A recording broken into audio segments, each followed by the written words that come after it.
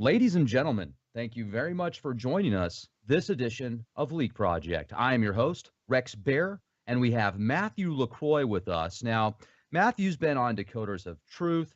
He has a really cool YouTube page, Matthew LaCroix on YouTube. Now, his last name is spelled Lacroix.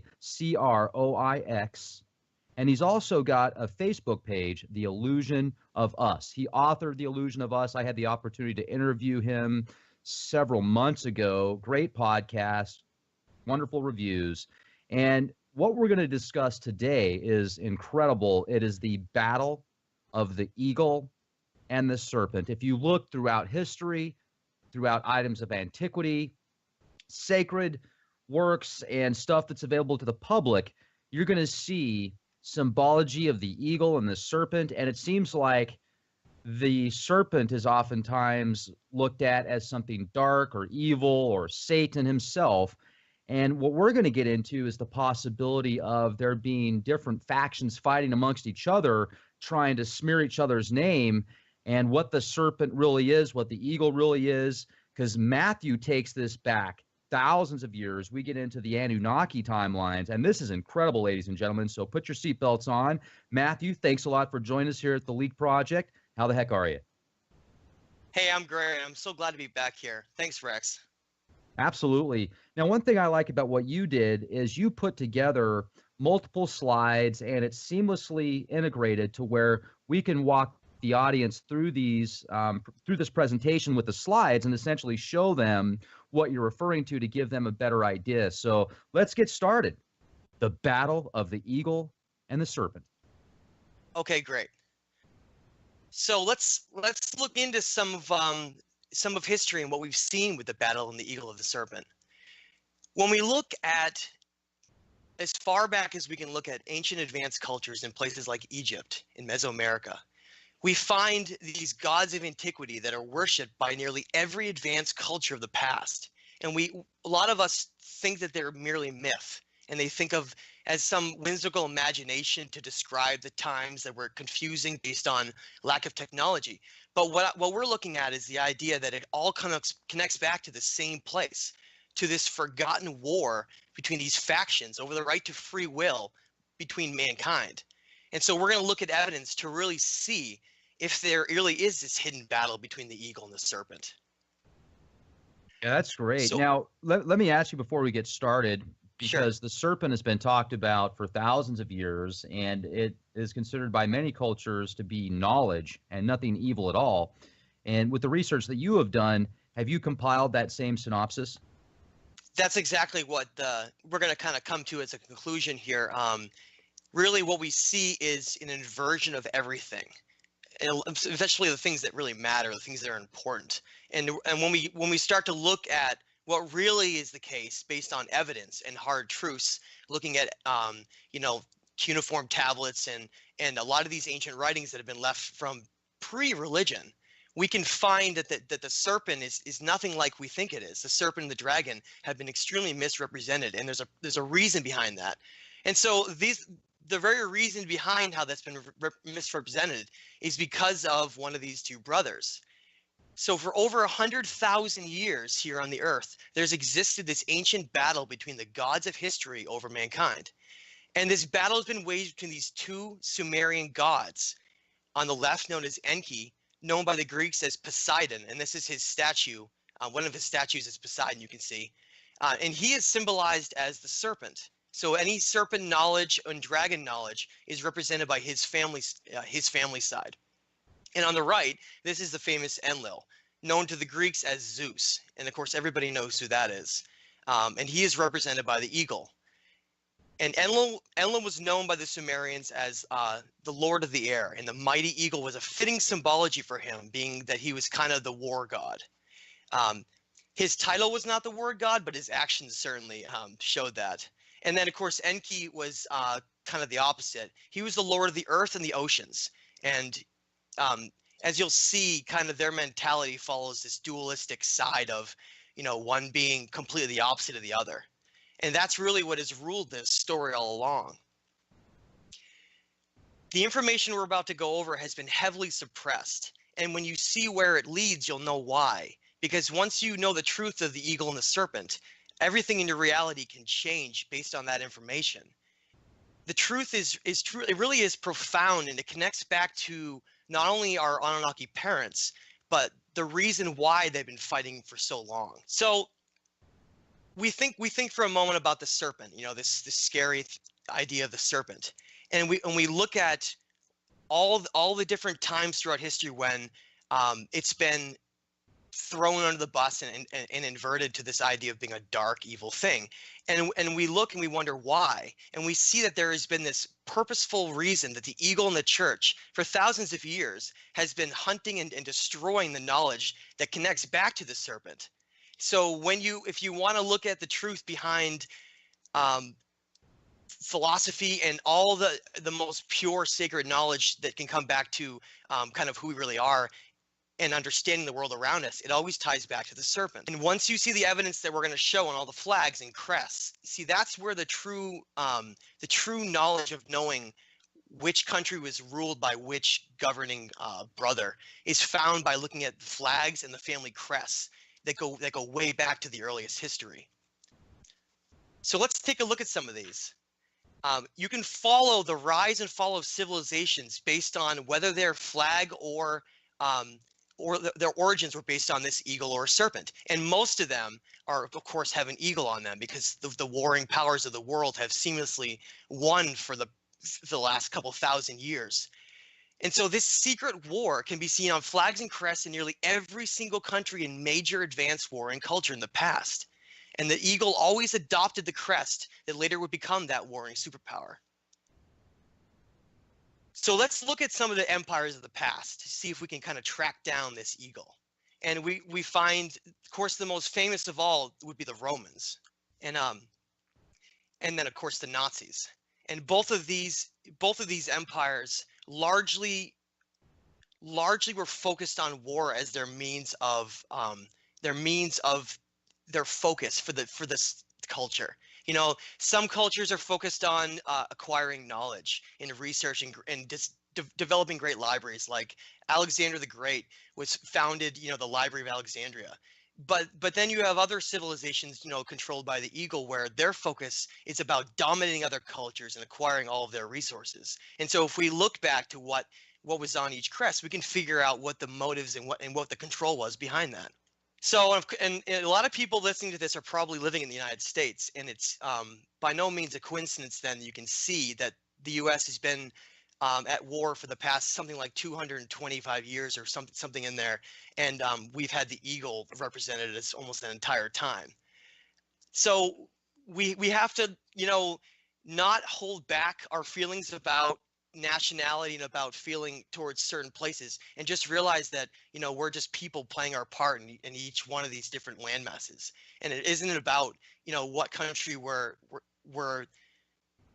living in that we want to fight against the other one about. It's just learning the truth about what has happened in our history, and that's what we're going to do right now. So if we look at things like the conquest of the Americas and famous figures we learn in history like Columbus and Cortez and Pizarro, we see them as being the heroes of the story. But then if you look at evidence and what it shows in the Anunnaki series we've done with Gerald Clark, we show that battle in Mesoamerica, the conquistadors coming over and basically destroying what we'll see is this serpent knowledge. And this is showing one of the past crests of the Spanish Empire. And that, of course, follows these conquistadors conquering all of these different lands of the serpent. So when we look, especially in places like Europe, Turkey, and Russia, we find this eagle back to the earliest cultures we can find of these advanced warring cultures. This is the Byzantine eagle found in Turkey, and of course, probably the most famous because of some of the other portrayals in like the Illuminati and other things. But this is in the Rothschild family crests and various things. But this is the Russian Federation crest, and this is the Byzantine eagle is present here, and you can see.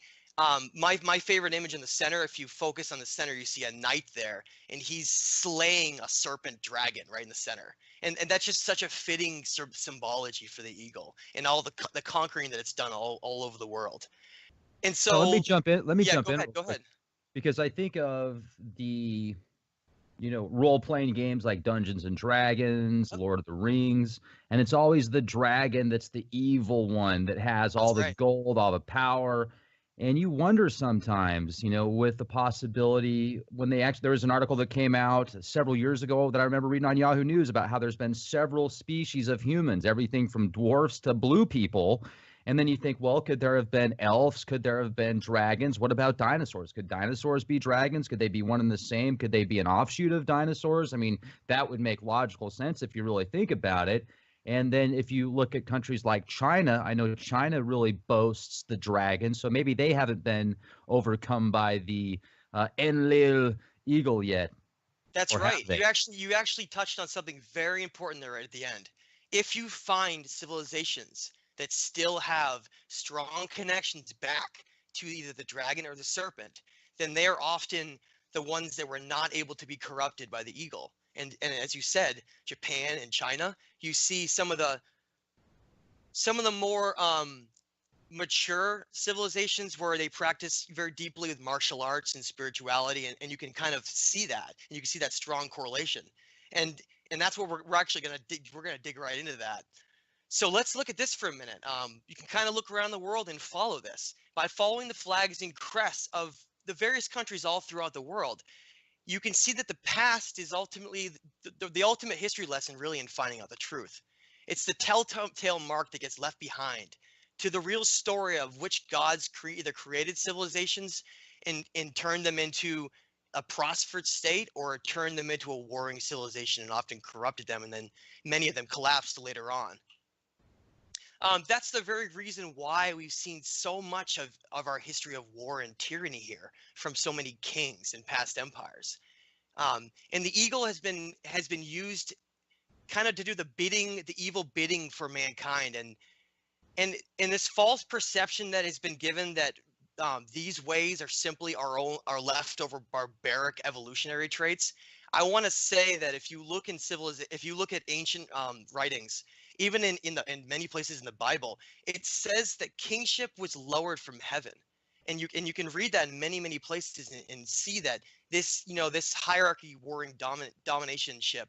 This is from the Enlil eagle side. This has not come from simply some barbaric leftover trait that we have. And so the reason that's important is that a lot of people will use that to blame us for our actions, saying that we're the very reason for all of this simply because we were evolving. But really, you can see that that's not the case at all. And really, it's been the opposite. We've been held back and forced into this warring culture so that so many generations would go by until it became considered normal. And then that's why everyone thought that war was a means of just being like an everyday thing, when in reality it's not. It couldn't be further from the truth. So the eagle symbology is not only referencing Enlil, but it's his entire faction of his family. So Enlil has several sons, had many sons. Two of them in particular, one was named Ninurta, and the other one is Iskar-Adad, the war god and storm god. And they became a powerful imponent sons of Enki and his son Thoth and Marduk. So right there you see you have Poseidon and Zeus, and then they each have children who are fighting against each other in factions. And one civilization is created, taught through the serpent knowledge, and the other one is then attacked by the warring gods and then corrupted by blood sacrifice and those means. And you can follow that all throughout history. And so this battle between the families simply utilizing mankind's early primitive ways, it was just fighting between this battle and the serpent knowledge, because Enki and his family always aspired to creating civilizations that were based on the teachings of the creator of all, and about expanding consciousness and becoming who you really were, and about utilizing the earth around you in the universe. It was about kind of a collective consciousness, a global consciousness, and a universal consciousness. And Enlil's side has always been about the war dominating culture of just taking resources and kind of being a powerful military might. And so you can follow that with all these civilizations throughout history, and we can go through some of those right now. So Ninurta, one of Enlil's sons, he really, to me, is he's the great puppet master underneath his father behind the Roman Empire and a lot of these conquering war empires. The Byzantine eagle, known as the double-headed eagle, is his symbol. So anytime you see a double-headed eagle, it's run by one of Zeus's sons, known as Nerurta, who is the god of war.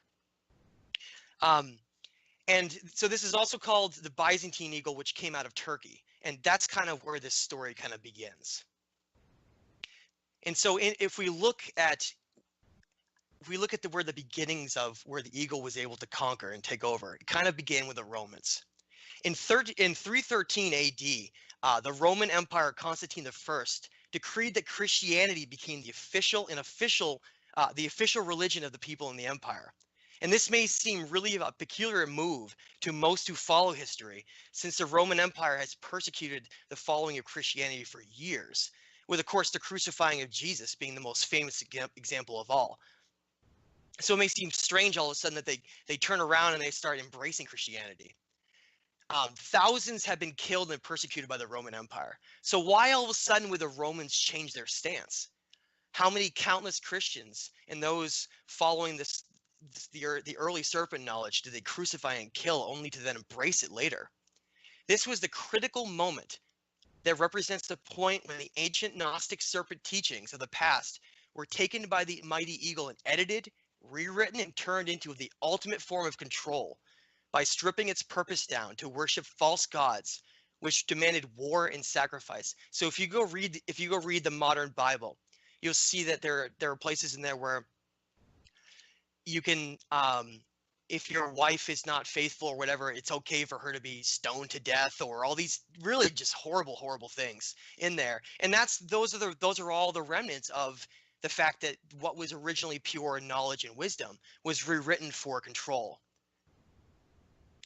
And we can go further into that. In 330 AD, as the Roman Empire lay in pieces on the brink of collapse, Emperor Constantine I decided to move all of his forces and power to a new capital called Constantinople, which in northern Turkey, which eventually became Istanbul, in honor of his supposed greatness. So he just named the entire city after himself. So there, the Roman Empire reorganized under the previous failing model, and they decided, instead of just conquering others, in terms of kind of a blind race, they were going to kind of change their tactic, and they targeted religion as a kind of a psychological control. And they realized that religion was the ultimate way you could make people fight for you, by making you believe that something was willed by the gods, or willed by God in their case. So we look at the Byzantine eagle then spread its way across the world and infiltrated religion, and they were able to rewrite a lot of these teachings. And you can still find this double-headed Byzantine eagle in a lot of these Catholic churches still. This is one in Spain, and you can still find that today. It's a remnant of the past. So with vast armies now at their disposal, because as you can remember, the Roman Empire collapsed, but because they reorganized it in Turkey, it was able to kind of take on the Christian Empire in the Holy Lands. And that's kind of how the Roman Empire was able to survive in a different form. And it became essentially the Christian Empire. So basically, with their vast armies, they were able to control this ancient Gnostic and pagan wisdom by conquering the lands and destroying anything they found that wasn't following this decree of that was decided by these kings of Christianity. So we're going to find out what knowledge really was lost about the serpent, and it has nearly been lost, and what we can find by looking at the true evidence that's left now. And the place to find that knowledge, to see where it originally came from, is a very unexpected place. And most people would laugh at you, and a lot of people would laugh if they heard the idea of a place like Atlantis. Yet Atlantis is spoken about in so many different, past writings, and there's concrete evidence that it truly existed. So west of Morocco and the Canary Islands, according to all of the legends and the writings that we've been handed down, existed once a subcontinent that was named after, of course, our Atlantic Ocean, called Atlantis. And it was a large island subcontinent landmass. And we find that information on who told us, where it came from, and the most valuable record comes from Plato of all people. And if we look at Plato and the works that he's done and the influence that it's had throughout society, we can, it's kind of peculiar, I think, and amazing that when he talks about Atlantis in his writings in places like the Timaeus and Critias, people decided to ignore that. But where all of his other writings that talk about philosophy, that those are okay. And so there's selective knowledge that's been chosen here. But Plato himself talked extensively about Atlantis, and he said it existed 9,000 years before him, or somewhere around 12,000 years ago. And so in some of Plato's writings, in the Timaeus and Critias, he mentions that Plato can be found west of the Pillars of Hercules, which if you look into what the Pillars of Hercules are, you can see that there's strong evidence that says that it's the Straits of Gibraltar. And then it begins to make sense with all these maps. It really begins to connect when you look at these maps and you see, okay, it lines up exactly with what Plato and a lot of these other people said. Well, what was in Atlantis that was so important? You know, we got to start wondering what made Atlantis so important. Everyone talks about the legends of Atlantis and all the things it left behind. Was it simply just a utopian city that had a beautiful, pure place? That's not what really mattered the most. And you're going to see that the serpent knowledge that extended all throughout the world, that became the pagan and Gnostic knowledge, it simply was the serpent knowledge from Atlantis. So let's look a little bit more into Atlantis. What made Atlantis so important was this ancient serpent knowledge that they contained there. And this knowledge had been targeted by the eagle, led by powerful armies of the Romans much later on. And the reason for that was the truth behind the fact that Poseidon was the great creator of Atlantis. He's the great founder of Atlantis. And that's why the serpent knowledge goes all the way back to him and his son Thoth. Because when Atlantis was destroyed, that serpent knowledge had to be protected. So we have to look into retracing the steps of the serpent and those who have protected its knowledge. And we find if we look back at this legacy of the serpent, we find that it always goes back to Enki and his son named Ningshita. And now Ningshita is someone that I want you to remember because he had many important incarnations here, using these human avatar hosts, such as Thoth in Egypt, Enoch to the Gnostics, Hermes to the Greeks, and especially, and most importantly, Jesus, which we talked about just a second ago, was of course crucified by the Romans. So once you think back on that, look at the sheer brutality they had against the Christians, with, of course, was kind of being led by Jesus and his teachings. And that tells you why they were trying to stomp them out and destroy them before they could ever get out and pass there. And they were stopped essentially at that point and lost for so long until they kind of just now started to come back. So much has been lost from our earlier time period. And there's only these small fragments that still remain. Much of the serpent knowledge, like Rex mentioned earlier, there's still some dragon and serpent knowledge that's extensive throughout Asia, in places like China and Japan. But the most extensive evidence we still have for stone monuments and writings comes from Mesoamerica. That's where we can really see that the serpent knowledge reigned for years and years and years until it was finally destroyed. So the reason behind these teachings of Atlantis and the serpent knowledge of Mesoamerica was that when Atlantis was destroyed, that serpent knowledge needed to go somewhere. And largely that's how the civilizations of Thoth were then created in Mesoamerica, to kind of honor and then carry on what was lost from Atlantis.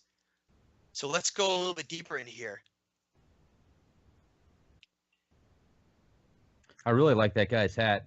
Oh yeah, that's so this might be really kind of familiar to a lot of people. You know, a lot of people may be familiar if you live in the United States or a lot of other parts of the world, down through Mexico and South America, of having a plumed serpent or like a plumed headdress or just any kind of a feathered headdress on their head. And the most important thing that I need to recognize here is that this is an example of information and knowledge that's been misrepresented, because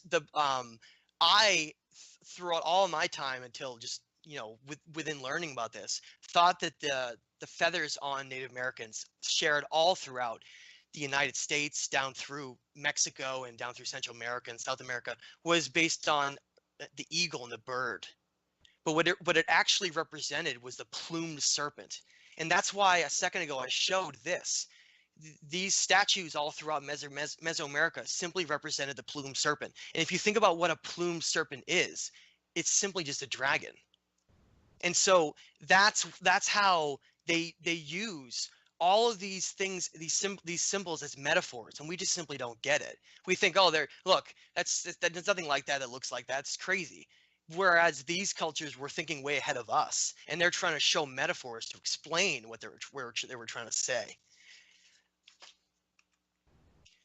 So these teachings and grand civilizations that were created by Thoth in order to resurrect what had been lost from Atlantis, they were only later corrupted by the eagle through war and blood sacrifice. We have to strongly consider all throughout history these native civilizations of the Americas, which became the stronghold of the plumed serpent. And then remember, the conquistadors of the mighty Spanish Empire that then conquered simultaneously the north to the south of all of these cultures. And I want you to remember that. Because the real meaning behind these native headdresses, as I talked about, it always extends back to the plumed serpent and the winged dragon. It has nothing to do with the eagle. That was simply what was stolen from them. And the flag of Mexico, to me, is one of the best examples still shown in the world. Because if you look at the history of Mexico and how those civilizations by Thoth were created in Tenochtitlan and Teotihuacan, you then see that when Cortez landed and then they conquered them, the eagle was able to conquer the serpent, and that's how their flag was able to eventually mean that. And unfortunately, most Mexicans don't know that. If they did, they probably wouldn't be as happy celebrating it. Huh. So the truth can really be found by looking at some of these ancient flags. In my book, The Illusion of Us, I talk about how a great veil has been placed over much of society, creating a false narrative of our history by controlling the information of the past and our purpose. That's how I was saying all of these symbols have been inverted and be made to believe the opposite of what they really are. Because if we knew the truth of what these symbols and teachings and all of these things meant, we would find out the real truth of everything. That's what they're trying to hide. Because it really does create what we think of as the Matrix. By holding back the truths of history, they're able to control what we think of the events of the past, and kind of allow kind of this trained subconscious to attack anything that doesn't fit this predetermined model of what they give everybody through, this collective curriculum that's given through school. So what would happen if society learned that the great gods of the eagle were simply using civilizations as a means to settle ancient family disputes, with the ultimate cost of being the blood of hundreds of millions of human beings throughout history? And I mean, right here, the image of the Romans. Just think of the image of the Romans and how many countless civilizations they conquered and destroyed, being run by the eagle right above it. We have to strongly consider why the dragon and serpent has been made to be perceived as evil all throughout history, whereas the eagle was a sign of freedom to us. Remember that. The hard truth that we're going to understand is that nearly all of these things have been inverted to the opposite. And then we kind of, if you think that way, you kind of figure it out if you objectively look at it. One of the greatest pieces I have for understanding this was in mainly P. Hall's Secret Teaching of All Ages. In the story of Poimandres, you learn that the dragon actually represents the great mind and consciousness of the universe. So back to the creator of all, hence the polluted term of God, the real God, being mankind's immortal teacher and guide. So that's when you start to put that together, you see why the serpent and the plumed serpent, the serpent and the plumed leading to the dragon has been demonized and inverted, because it ultimately connects back to what the real God is, and not how Enlil and his forces have pretended that they were God all along.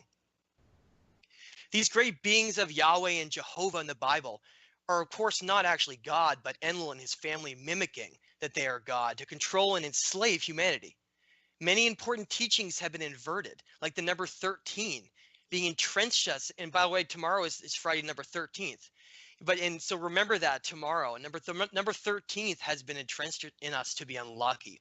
And everyone thinks that way. So whenever it comes around, people don't want to talk about it, or they stay home because something might happen to them.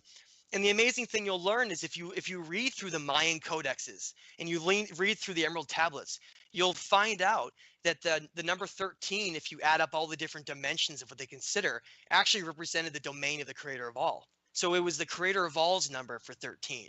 And that's simply how, another one of these examples of how things have been inverted to what they really are. And my favorite example that's been inverted would be the great Sumerian god known as Isis, who was known as Ninhursag or Ninmah. And if you look through history and you look through the evidence, you'll read that she was the fertility goddess of mankind, kind of the mother of mankind. And you get the word mother from her name. So we got the name mother from her. So here you have what we should be considering the ultimate female that we should be worshiping, our great mother. And instead, it's been completely inverted to mean this orchestrated terrorist group that runs around Syria that's been propped up to kind of both instill fear and also destroy the remnants of the past. Known as ISIS, and I don't like to use that name for them, but these hired mercenaries of the Eagle are starting to be exposed now and taken down, but they have run through Syria, and we have lost so many ancient Sumerian tablets and writings that they've destroyed. And just like these ancient armies of the past, with the burning of Library of Alexandria and all these other places that were destroyed, it's simply just a means to destroy the serpent knowledge. Nothing has changed from that. That reminds me of why the native cultures have probably been systematically destroyed, because of their ancient knowledge. It's the serpent knowledge, exactly. Huh.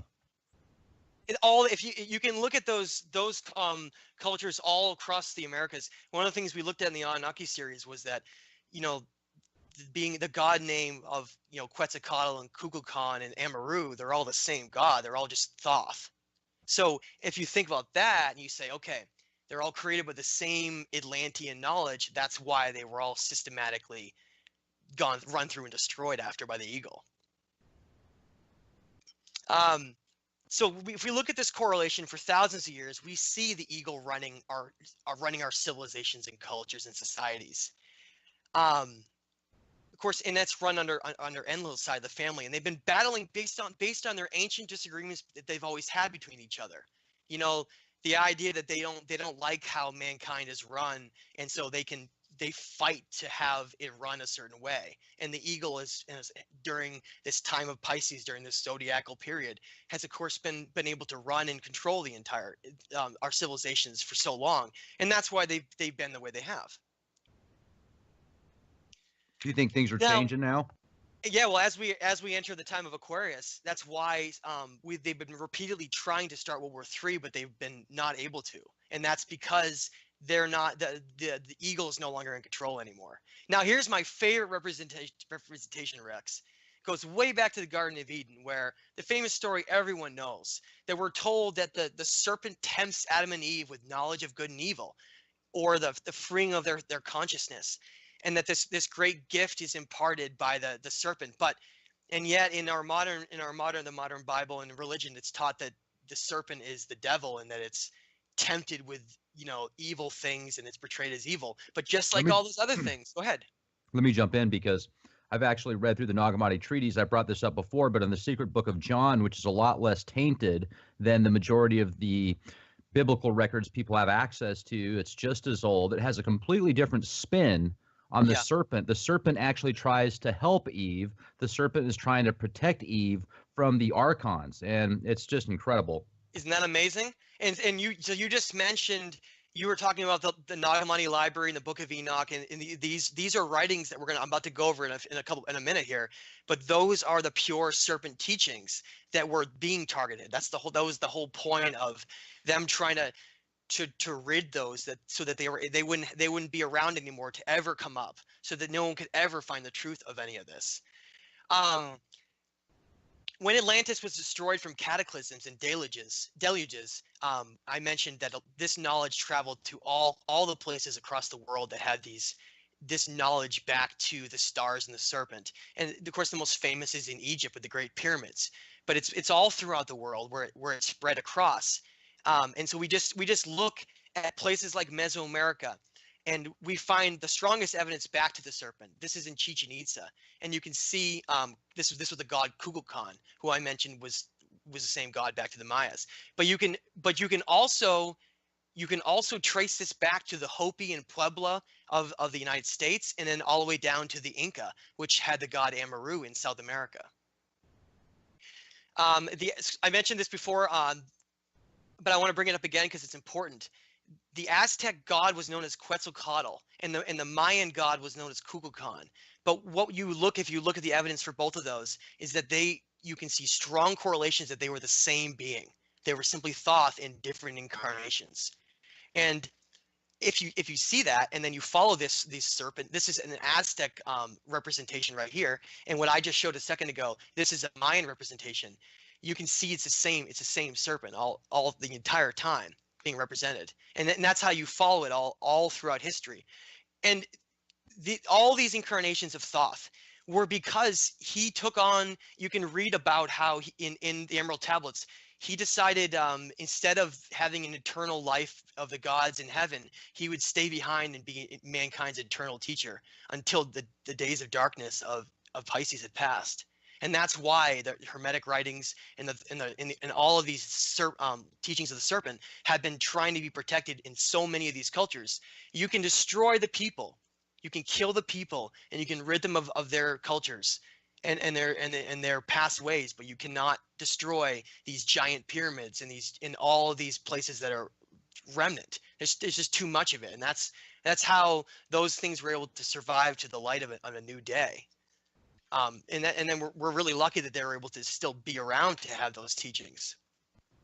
And of course, through the power of the eagle, the mighty Spanish conquistadors conquered all of the Americas, which was the heart of this Atlantean serpent wisdom. And I want to point out that if you think that these are heroes, consider the fact that both with Cortez and Pizarro, Cortez of course conquered Mexico, and Pizarro conquered South America, the Inca in Peru.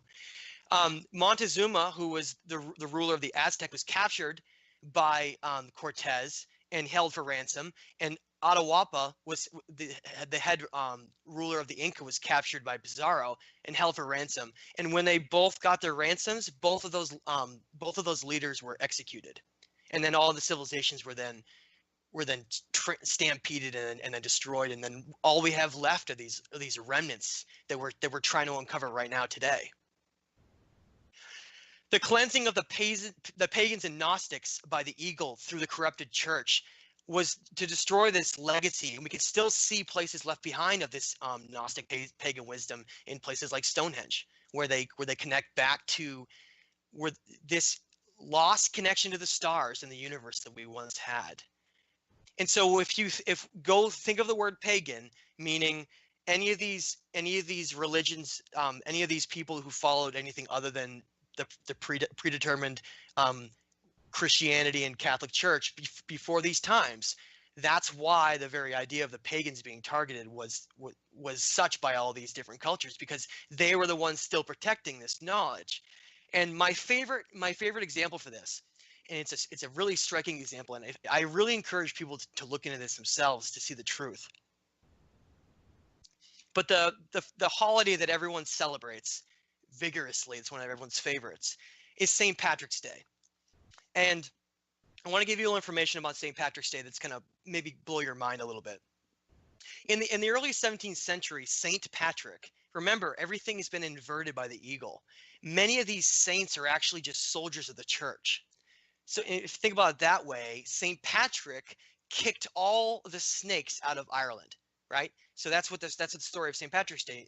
People don't know that, or they just see a leprechaun and drinking, and so they all get drunk, and that's how they portray the holiday. But the real truth behind it is that if you look at the geography of Ireland and you know anything about its relative latitude, you know that there are no snakes in Ireland, and there never have been. So if there are no snakes, and you look at the metaphor for what that really means, a lot of these things are simply metaphors that we have to understand. It just means pagans. So they were ridding the snakes, the snakes out of Ireland, the pagans out of Ireland. You see that there is the evidence right there to the fact that the pagans have been the ones protecting the serpent snake knowledge. And then you can connect that all the way back to the very beginnings of Atlantis. And you can connect to all these civilizations that have been trying to protect it all along. And this represents simply one of the last remaining places up in Scotland and Ireland that had these people that were protected, and they were, of course, celebrating their their domination and being kicked out of the country. If you look at the complexity and the sheer scale behind this, you gotta look at how the eagle has been able to control so many human civilizations. It should be pretty clear that the gods were simply just these Anunnaki higher beings who have been playing the great puppet masters of our history. At some point, we got to decide if we want to actually take the reins of our own story and stop letting them dictate it for us. How many human lives need to be sacrificed by these war criminals of our evolution? To me, the value of a human life is the ultimate gift we have. Our consciousness provides us with every single possible means for us to reach the true light beings that we really are. And the value of a human life is what is at stake here. This serpent dragon knowledge, all it does is connect back to who we really are, connecting back to our chakra centers, and that identity is what's being fought over. Because if people don't know who they really are, they'll allow themselves to be ruled and governed, and they'll fight for another country and die for them. Once you learn the truth of it, everything really does change, because then you no longer are governed by those things any longer. Please find more about this in my book of The Illusion of Us, and I have a YouTube page Rex mentioned. Thank you so much, Rex. I make a lot of videos like this. I continuously try to do a lot of different content to try to connect different parts, from both connecting back to thinking like spending time in the outdoors and Gaia, to everything to the Anunnaki and higher consciousness and dimensions. And I want to also say I've learned so much, and a huge shout out to Gerald Clark, who's been a really huge inspiration and teacher for me behind this. And his website can be found at geraldclark77.com. So please look at a lot of these videos and some of these books that we've written, because we really have tried to expose this battle of the eagle and the serpent that's been held back for so long. Because this time of Aquarius, that Thoth talks about how eventually mankind will be able to find this knowledge again. And that's the time we're in right now with Aquarius. That's been predicted by the Mayans and all of these cultures. And so this is the time when this information is flooding the internet and being released. And so it's just those who can look into themselves and have the courage to find the truth. So thank you very much. Right on. You certainly made my job easy today, Matthew. And I just want to say I'm thinking of the hysteria behind 2012. The December 21st, 2012, or maybe it's December 23rd, but yes, I remember the hysteria behind that, and that could have actually been the death of an old age and the beginning of the Aquarius age. So in reality, it might be scary to some, but for those that want the truth, those that are seeking wisdom, knowledge, have an open mind, yet not so open that their brain's going to fall out on the sidewalk and get splattered all over the place, then I think that now could be a very golden time for a whole bunch of people. So this is great, Matthew. Really appreciate it. Ladies and gentlemen, get The Illusion of Us. It's a great book. I've read it. I really like it. And also go to youtube.com/clandestine time lord, become a member at leakproject.com, question everything, and be the change you want to see.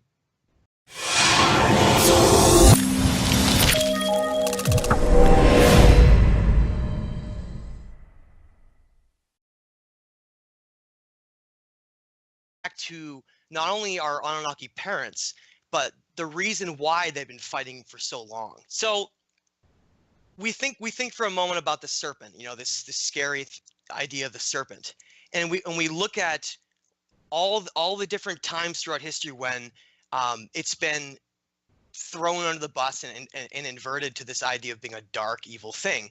And we look and we wonder why. And we see that there has been this purposeful reason that the eagle in the church for thousands of years has been hunting and destroying the knowledge that connects back to the serpent.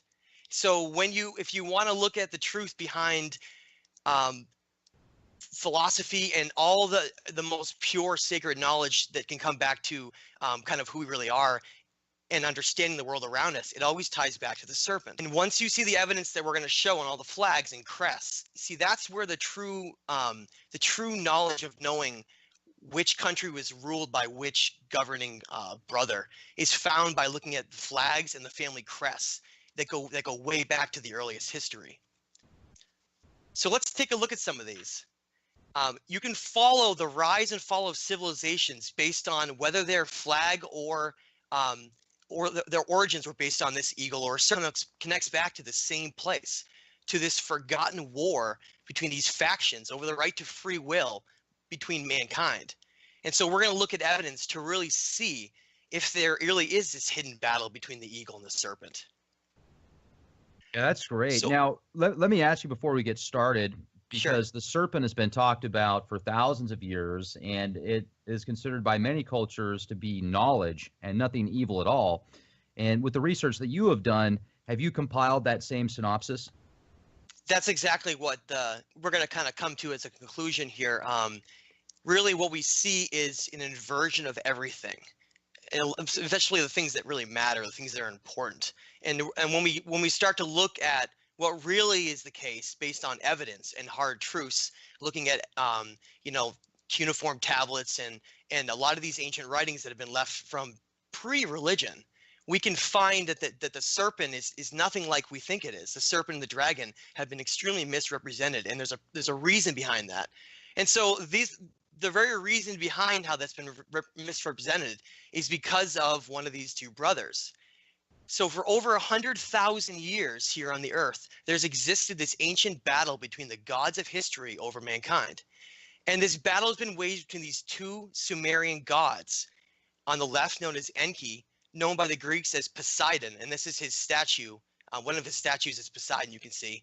And he is symbolized as the serpent. So any serpent knowledge and dragon knowledge is represented by his family side. And on the right, this is the famous Enlil, known to the Greeks as Zeus. And of course, everybody knows who that is. And he is represented by the eagle.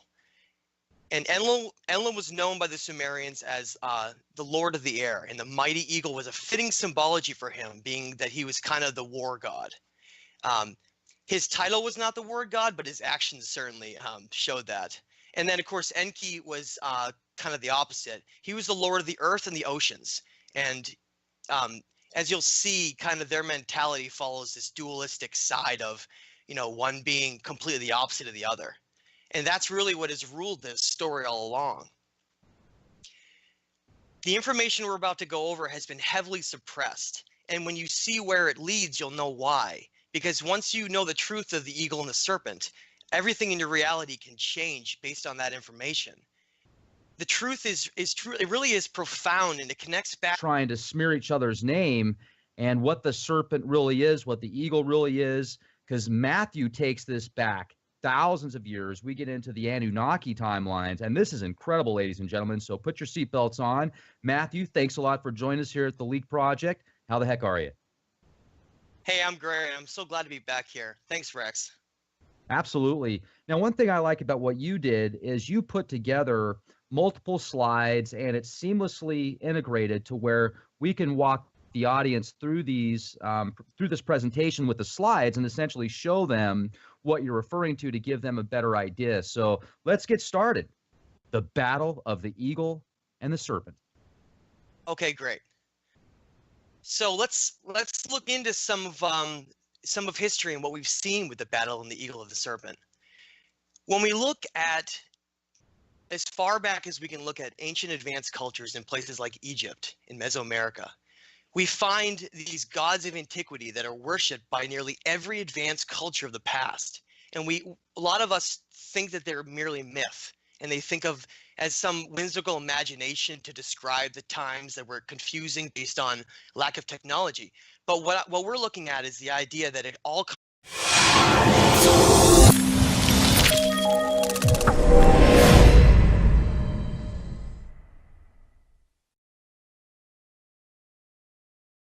Ladies and gentlemen, thank you very much for joining us this edition of Leak Project. I am your host, Rex Bear, and we have Matthew LaCroix with us. Now, Matthew's been on Decoders of Truth. He has a really cool YouTube page, Matthew LaCroix on YouTube. Now, his last name is spelled Lacroix, and he's also got a Facebook page, The Illusion of Us. He authored The Illusion of Us. I had the opportunity to interview him several months ago. Great podcast, wonderful reviews. And what we're going to discuss today is incredible. It is the battle of the eagle and the serpent. If you look throughout history, throughout items of antiquity, sacred works, and stuff that's available to the public, you're going to see symbology of the eagle and the serpent. And it seems like the serpent is oftentimes looked at as something dark or evil or Satan himself. And what we're going to get into is the possibility of there being different factions fighting amongst each other